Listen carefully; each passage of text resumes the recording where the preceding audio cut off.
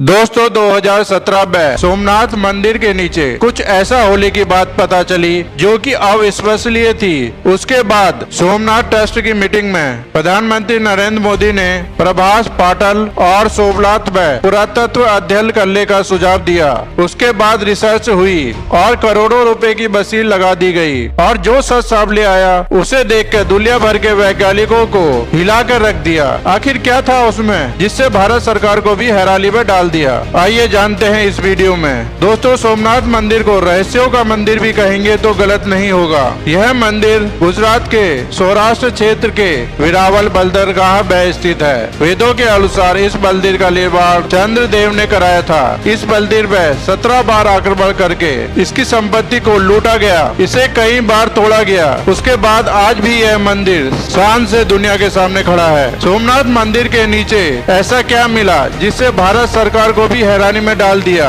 इसे बताने से पहले आपको एक और हैरानी करने वाली बात बताते हैं। मंदिर के परिसर के दक्षिण में समुद्र के किनारे एक स्तंभ है जिसे बाण स्तंभ कहा जाता है। यह बहुत ही प्राचीन है। लगभग 6वीं शताब्दी का बाण स्तंभ का उल्लेख इतिहास की कई किताबों में देखने को मिलता है, लेकिन कोई नहीं जानता है इसका निर्माण कब हुआ था और क्यों करवाया गया है। यह भी एक रहस्य है जो वैज्ञानिकों के होश उड़ा देता है। इस स्तंभ के ऊपर तीर बनाया गया है जिसकी दिशा समुद्र की ओर है। इस बाण स्तंभ में लिखा है और समुद्रांत दक्षिण ध्रुव पर्यंत अबाधित ज्योतिर्मार्ग। कहने का मतलब यह है कि सीधी रेखा में कोई भी पहाड़ या जमीन का टुकड़ा नहीं है। जो वैज्ञानिक सनातन धर्म की महानता नहीं मानते हैं उन वैज्ञानिकों के लिए एक सवाल यही है कि उस काल के लोगों को कैसे यह जानकारी थी कि दक्षिण ध्रुव कहाँ है और धरती गोल है, और उनको कैसे पता चला दक्षिण ध्रुव के सीधी रेखा में शिवलिंग है। यह वैज्ञानिकों के लिए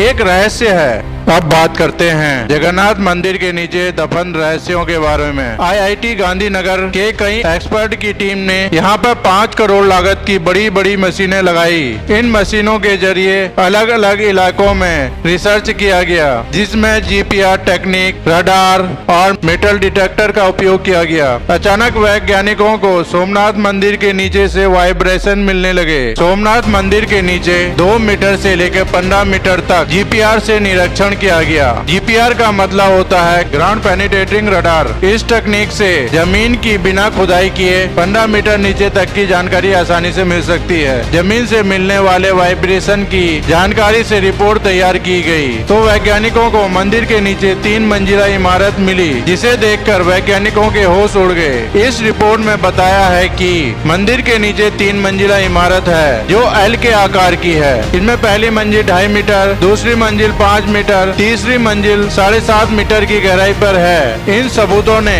वैज्ञानिकों को भी हैरानी में डाल दिया। ऐसा इसलिए कि मंदिर के नीचे 3 मंजिला इमारत होना कोई साधारण बात नहीं है। इस पूरी घटना का खुलासा IIT गांधीनगर और आर्कियोलॉजिकल डिपार्टमेंट के द्वारा किए गए रिसर्च से हुआ। इस रिसर्च से पता चला कि देश की करोड़ों लोगों की आस्था का प्रतीक ज्योतिर्लिंग सोमनाथ महादेव मंदिर के परिसर में 3 मंजिला इमारत जमीन के नीचे दबी हुई है। इस बारे में 32 पन्नों की रिपोर्ट नक्शों के साथ सोमनाथ ट्रस्ट को दी गई। इस रिपोर्ट के अनुसार प्रभास पाटन सोमनाथ के गोलोक धाम में आए हुए गीता मंदिर के आगे के हिस्सों से लेकर हिरन नदी के किनारे तक सर्वे किया गया। सर्वे की रिपोर्ट में सोमनाथ मंदिर के नीचे पक्की इमारत होने की बात कही गई है। जब यह रिपोर्ट भारत सरकार को दी गई तो वह भी हैरान रह गई। आखिर कैसे सोमनाथ मंदिर के नीचे 3 मंजिला इमारत हो सकती है। सोमनाथ मंदिर में ऐसी क्या बात थी कि आक्रमणकारियों ने बार बार इसे लूटा